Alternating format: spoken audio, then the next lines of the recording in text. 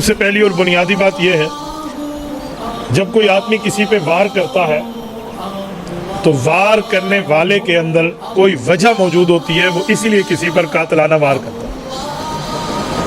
حضرت امام حسین رضی اللہ عنہ اور ان کے رفقا کی شہادت کوئی اتفاقی واقعہ نہیں ہے کہ کہیں اور جنگ چل رہی تھی اور بھولے سے تلوار چل گئی، بھولے سے کلاشنکوف کی گولی چل جاتی ہے، ایسا کچھ بھی نہیں ہے۔ یہ پلاٹڈ مرڈر ہے، یہ طے شدہ قتل ہے۔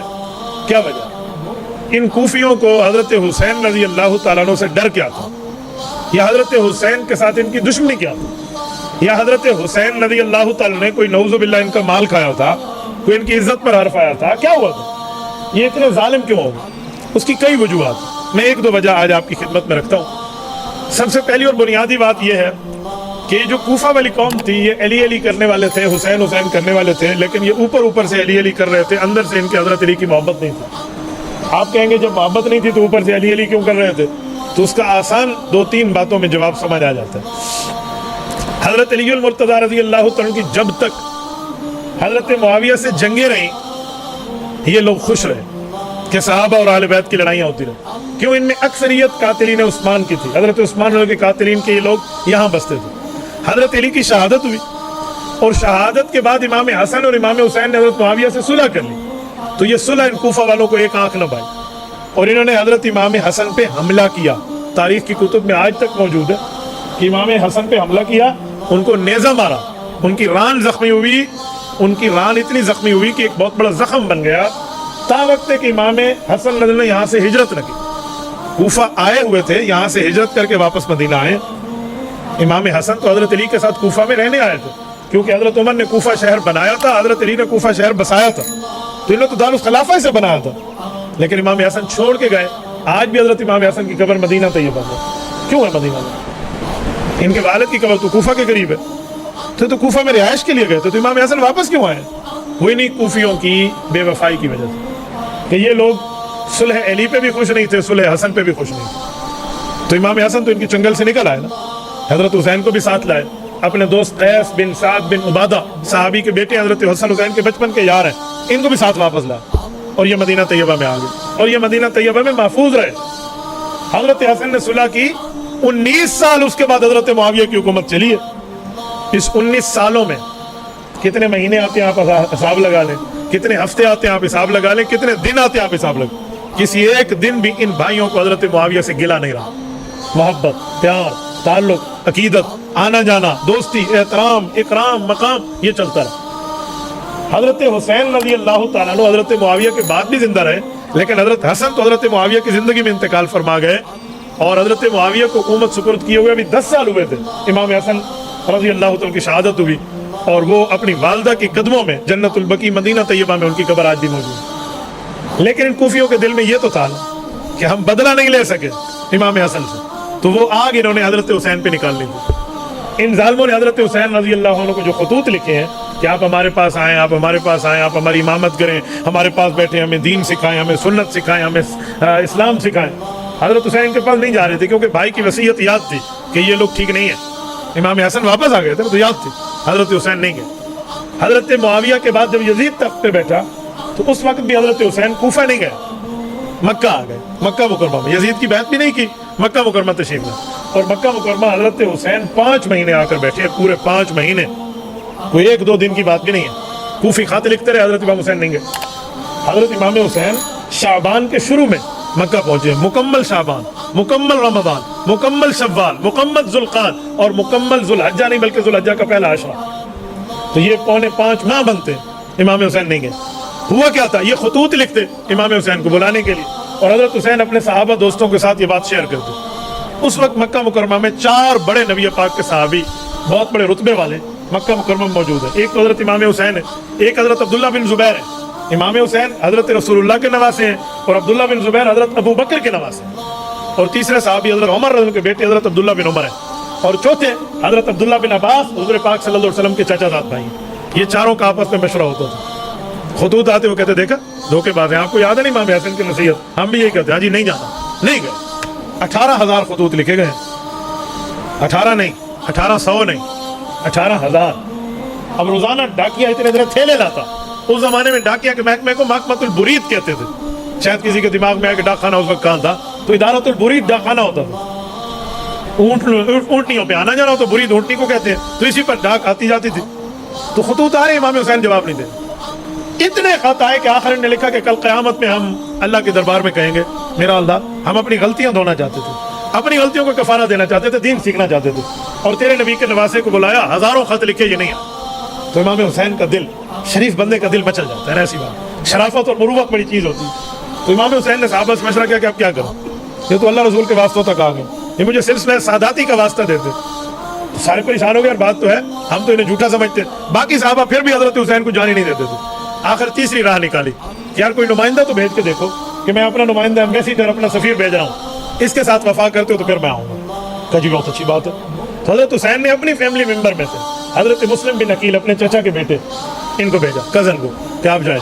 वो भी विद फैमिली वहाँ गए और वहाँ रहे कूफा में। तो कूफियों ने उनके हाथ में बैत की और वादा दिलाया और यकीन बिल्कुल हम आपके साथ हैं। तो कुछ दिन रुके और उन्होंने महसूस किया कि वाकई ये तो सच्चे बंदे हैं, ये तो वाकई हुसैन के साथ मुखलिस है। तो ऊपर से उस वक्त में मुखलिस थे, कुछ अंदर से कुछ ऊपर से, लेकिन डरपोक कौम थी ये। बहरहाल उन्होंने कन्फर्मेशन लेटर लिखा कि इमाम हुसैन को के अच्छे बंदे हैं, मेरे हाथ पे आपके लिए बैत कर लिए, और बिल्कुल ये बंदे कहते हैं हम आपके साथ हैं, आप आज ये लेटर जब गया हजरत इमाम हुसैन के अपनी फैमिली मेंबर का, तो जो साहब आप रोक रहे थे हजरत हुसैन को, उनकी बात तो पूरी हो गई। उन्होंने कहा जी अब तो हम कुछ नहीं कर सकते। तो हजरत हुसैन ने कहा मुझे जाना चाहिए। अच्छा ये भी याद रखें, हजरत हुसैन कूफा लड़ने नहीं गए थे, ये ज़हन में, ये तो उनकी दावत पे दीन सिखाने गए हैं। लड़ने जाते तो यजीद के दरबार में जाते ना लड़ते। तो मक्का मुकरमा से यजीद करीब था, कूफी दूर थे। हजरत हुसैन तो इन पे एतमाद करके दीन सिखाने गए हैं ना, कि हो सकता है वहां पर अगर ये बात तय हो जाए कि हम यजीद के खिलाफ ये बात करें तो एक ताकत के साथ हम यजीद से बात कर पाएंगे, चलो कुछ तो होगा। लेकिन कूफियों की दावत पे गए थे। इसका ये मतलब नहीं है मैं कोई यजीद की तायद कर रहा हूँ, अल्लाह मुझे दुनिया आखिरत में यजीद का साथ ना दे। हम कल भी हुसैनी थे, आज भी हुसैनी है, लेकिन मैं हकीकत बताना चाह रहा हूँ कि हजरत हुसैन को बुलाया किसने। तो जब हजरत हुसैन जाने लगे ना, तो हजरत अब्दुल्ला बिन अब्बास, नबी अलैहिस्सलाम के चचाजाद भाई, ये कहते हैं मेरे दिल में बार बार आ रहा था कि अब भी नहीं जाना चाहिए, लेकिन मैं कुछ कह नहीं सकता था क्योंकि नुमाइंदा भेज बैठे, उसने भी कंफर्म कर लिया। तो हजरत हुसैन जब ऊँटनी पर बैठे और चलने लगे ना, ये भी ध्यान में रखें, मक्का मुकरमा से कूफा तक हजरत हुसैन का सफर ऊँट पर है, ऊँटनी पर तशरीफ लाए, क्योंकि रेतला इलाका है, यहाँ पर घोड़ा नहीं चलता, घोड़ा सिर्फ मैदान जंग में चलता है, यहाँ पर ऊँट रेत का जहाज होता है। जब जाने लगे ना तो अब्दुल्ला बिन अब्बास पीछे भागते हुए आए। याद रखें अब्दुल्ला बिन अब्बास का रुतबा हजरत हुसैन के साथ क्या है, ये भी मैं रिश्ता बता दूं। हजरत हुसैन के नाना जान हुजूर अलैहिस्सलाम है, तो हुजूर अलैहिस्सलाम और हजरत अब्दुल्ला बिन अब्बास कौन है, चचाजाद भाई है ना। तो नाने का चचाजाद भाई कौन लगता है, नाना ही लगता है ना। तो हजरत हुसैन के अब्दुल्ला बिन अब्बास नाना लगते थे, ये ध्यान में रखो। दूसरा रिश्ता अब्दुल्ला बिन अब्बास का, हजरत हुसैन के वालिद हजरत अली, हजरत अली और अब्दुल्ला बिन अब्बास भी कौन है, चचाजाद भाई हैं, तो इस हिसाब से चाचा लगते थे। इतना बड़ा रुतबा अब्दुल्ला बिन अब्बास रज़ियल्लाहु अन्हु। तो इन्होंने कहा हुसैन मेरा अब भी जी चाहता है कि आप लगे, लेकिन अब बात पूरी है, नुमाइंदे ने भी कंफर्म कर लिया। तो मेरी एक आखिरी गुजारिश है कि खुदा के लिए फैमिली न ले जाओ, बच्चों को न ले जाओ। और खुदा की कसम ये बात 100% उनका खदशा सही साबित हुआ। वो सवारी के पीछे भाग रहे थे कि खुद भी ना जाए, इनने आपके वालिद के साथ आपके भाई के साथ क्या किया, और अगर जाना भी है ना तो बच्चे ने ले जाए। लेकिन हजरत हुसैन ने इस मशवरे को नजरअंदाज फरमाया। वो समझते थे कि जब मेरे चचाजाद भाई वहीं और बात हो गई है और एक नहीं हजारों खतूत आए, तो आप मुझे विद फैमिली जाना चाहिए, तो तशरीफ लो। किस्मत यहाँ से जब हजरत हुसैन चल रहे हैं ना, उधर से कूफियों की वफादारी गद्दारी में बदल रही है। कूफी रोजाना बैठ के इंतजार करते आज हजरत हुसैन आएंगे, आ जाएंगे। उन्हें एक दिन देखा एक शाह सवार आ रहा है, घोड़े पर बैठा है, मुंह पर काला निकाब है और असले से लहस है, घोड़ा दौड़ाते हुए बड़ी दूर से आ रहा है। वो खुश हो गए, हजरत हुसैन आ गए। लेकिन इनके खून में बेवफाई थी ना, तो अल्लाह ने पूरी करा के इनको दिखा। वो हजरत हुसैन नहीं थे, वो यजीद की तरफ से एक गवर्नर था जिसका नाम था जालिम इब्न ज़ियाद। वो बहुत बड़ा जालिम था। इब्न मरजाना ईरानी फारसी औरत का बेटा था और इसका जुल्म इस धरती पे बड़ा मशहूर है। उस वक्त तक कूफा के एक गवर्नर साहबी थे, हजरत नौमान बिन बशीर, यजीद ने उसे हटा दिया और दूसरा भेजा। ये जालिम आया ना तो सारे कूफी जमा होकर इसके करीब गए और उन्हें मुंह से निकाब उतारा तो इनकी तो शक्लें पीली हो गई। ये जानते थे उसको बड़ा जालिम।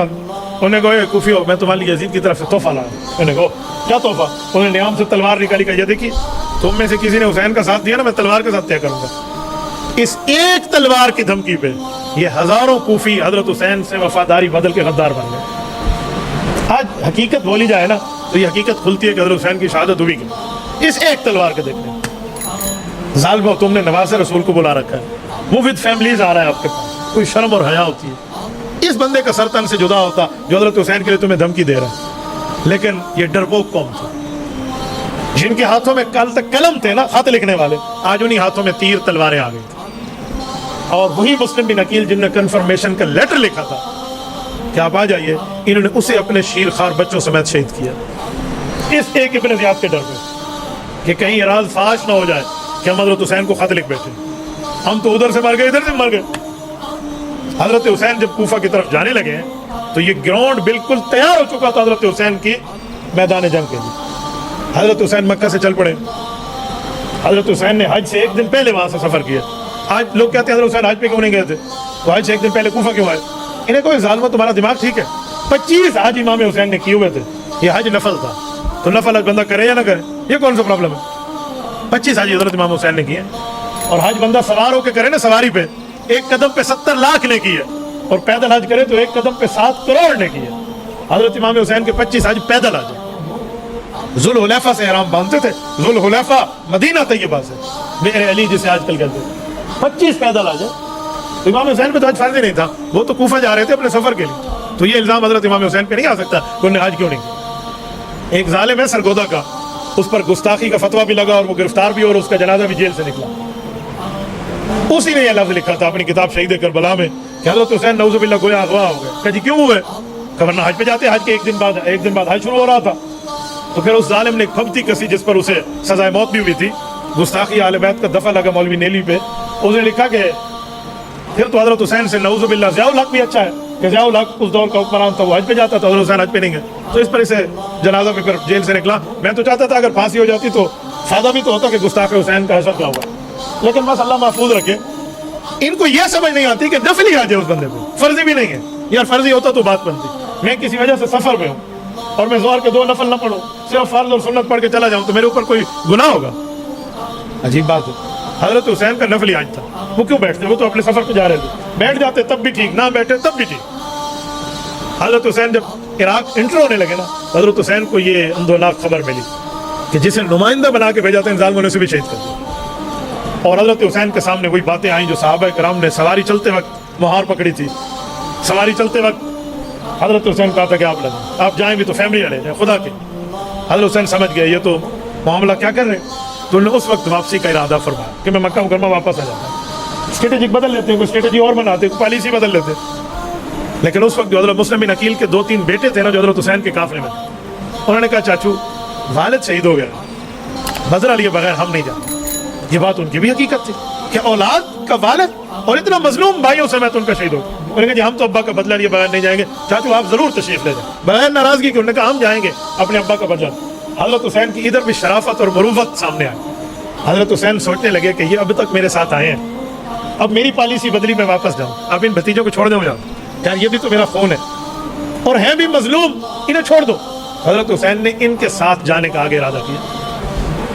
आगे गए अभी बात करेंगे क्यों शहीद किया, क्या मसला है, इन्हें क्या जुर्म किया था तुम्हारा, हमने कोई तुम्हारी इज्जत, तुम्हारे माल, तुम्हारे औलाद पे हाथ डाले, बात तो हक थी।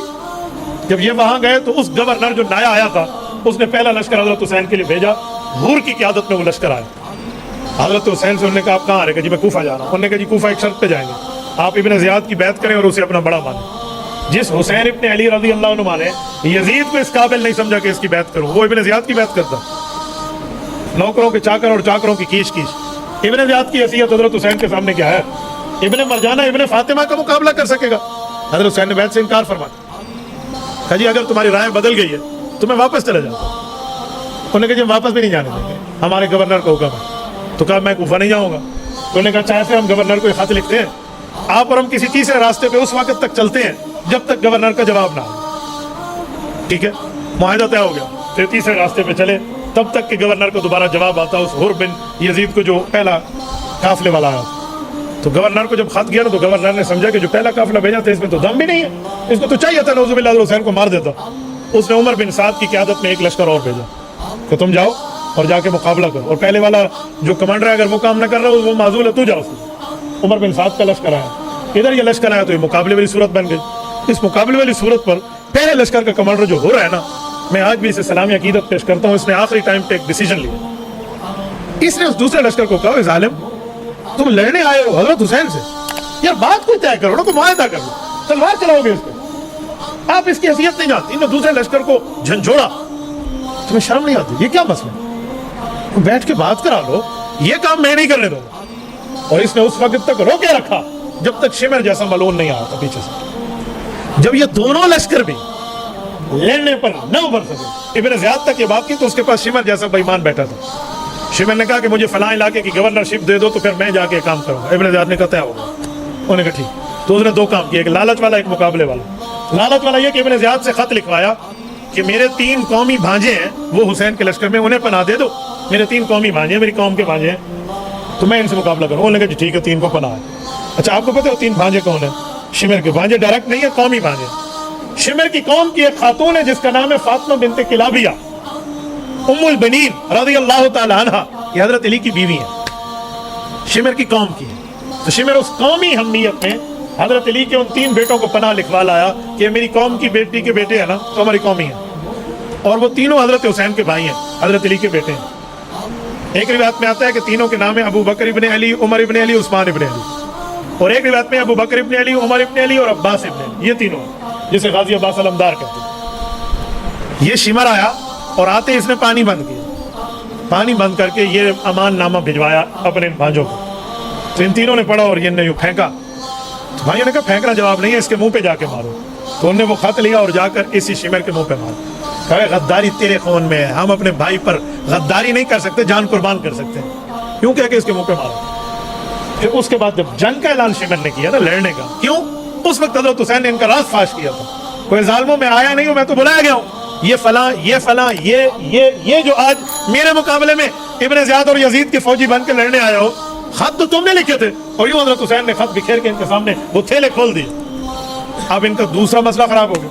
इन्होंने कहा राज फाश होते होते तो हमने मुस्लिम बिन अकील को शहीद किया था कि हमारे खत किसी को पता न चले, हम तो इब्न ज़ियाद और यजीद के हाथों मारे जाएंगे, अब फिर मारे गए। इस मसले पर इन्होंने हज़रत हुसैन के साथ जंग की। इस मौके पे जो हुर ठहरा था ना पहला कमांडर, उसने कहा बड़ी गलती हो गई, अपने दिल में कहा बड़ी गलती कर ली, हज़रत हुसैन को पहले दिन नहीं रोकना था यार, मैंने तो माहिदे के लिए रोका था, ये जालिम लड़ने पे आए। उसने अपने घोड़े को एड़ लगाई और वहां से निकला और हज़रत हुसैन के लश्कर में आया और आकर कहा इमाम हुसैन में माफी मांगी, मुझसे गलती हो गई, मैंने सिर्फ आपका रास्ता रोका था, मेरा काम ये नहीं था कि मामला इस नाज और इस स्टेज तक जाएगा।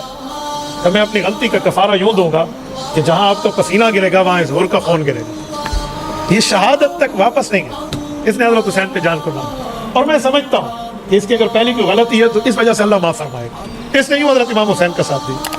ये सैयदना इमाम हुसैन की ये शहादत है, ये दर्दनाक वाक़या है। मैं यहाँ जुमला शुरू करूँ ना, खुदा की कसम कोई आँख ना हो जो इस पर रोना पड़े, ज़ब्त के बंधन टूट जाए जो इन जालिमों ने जुल्म के पहाड़ तोड़े। हज़रत हुसैन को शहीद किया, पूरे काफिले को शहीद किया, हज़रत हुसैन के सब बेटों को शहीद किया। और उसके बाद एक बात की है कि खैमों को जला दो, खैमों में तो ख़वातीन बैठी हैं, ख़वातीन ने तुम्हारे खिलाफ कोई तलवार नहीं उठाई, नबी की सरदादियाँ है, नबी की औलाद है, ये क्या मामला? पता क्यों जलाया? वही अपने सबूत मिटाने के लिए। हज़रत हुसैन के पास खतूत मौजूद है ना हमारे लिखे हुए, और वो खत चले गए यजीद के दरबार में, तो हम इधर से भी गए उधर से भी गए। ये है ये बेवफा कौम जिस वजह से इमाम हसन ने यहाँ से हिजरत की थी, जिस वजह से इमाम हसन ने अपने भाइयों को वसीयत की थी कि इनकी दाम फरेब में ना आना, तो इन्हें खतूत जलाने के लिए खैमे जलाए और तमाम खैमा जातो तमाम मुक़य्यमात को इन लोगों ने वहाँ नजर आतिश किया ताकि खत जल जाए। और इसके बाद हज़रत इमाम हुसैन के साथ ये जुल्म है कि उनका जिस्म मुबारक वहीं रखा और उनका सर निकाल के यजीद के पास ले गए कि हम इनाम लेंगे।